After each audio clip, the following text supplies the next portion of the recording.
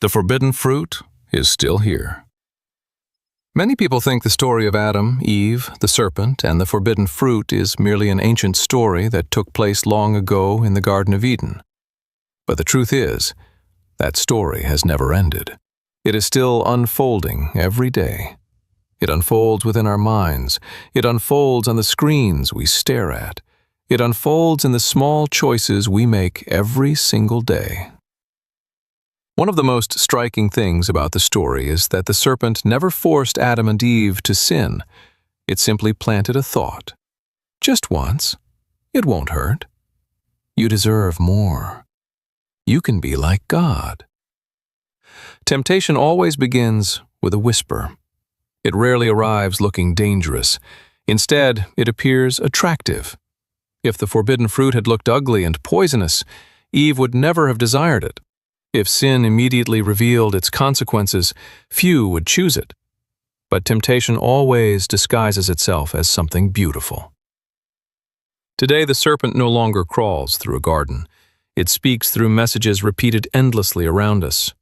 You need more money. You need more followers. You need more pleasure. You need to put yourself first. You don't need God. You don't need truth. You don't need moral boundaries. Do whatever makes you feel good. And millions are listening. The greatest danger is not that evil exists.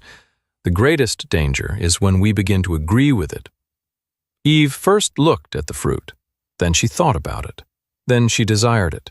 Then she reached for it. Then she ate it. Falling rarely happens all at once.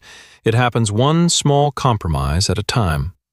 No one wakes up one morning intending to destroy their life. It begins with a tiny surrender. One lie, one act of dishonesty, one secret indulgence, one compromise of conscience, one moment of ignoring the voice within. Many people today define freedom as the ability to do whatever they want, but that is not freedom. If a person cannot control their desires, they are not free. They are being controlled. True freedom is the ability to choose what is right even when what is wrong seems more appealing. There is another powerful lesson in Eden. Adam and Eve possessed an entire paradise, yet they focused on the one thing they could not have. Human nature has not changed. We have families, yet we long for what belongs to someone else. We have health, yet we take it for granted. We have time, yet we waste it. We have faith, yet we neglect it. We have peace, yet we chase anxiety. We have God, yet we search for fulfillment everywhere else. True awakening is not simply gaining more knowledge. True awakening is recognizing what is shaping your soul. What influences your decisions? What occupies your thoughts? What controls your time? What is quietly pulling you further away from God? The serpent today may appear as addiction, as greed, as lust, as pride, as endless distractions, as social media, as ideas repeated so often that they begin to sound like truth. Not everything popular is true. Not everything accepted by society is good. Not everything celebrated by the culture leads to life. God did not forbid the fruit because he wanted to withhold happiness. He forbade it because he wanted to protect his children. Just as a loving parent keeps a child away from fire, not out of cruelty, but out of love. Many of God's boundaries are not chains. They are fences built to protect our souls. Our world today does not suffer from a lack of information. It suffers from a lack of wisdom. There is no shortage of voices, but there is a shortage of truth. There is no shortage of entertainment, but there is a shortage of peace. There is no shortage of knowledge, but there is a shortage of spiritual awareness.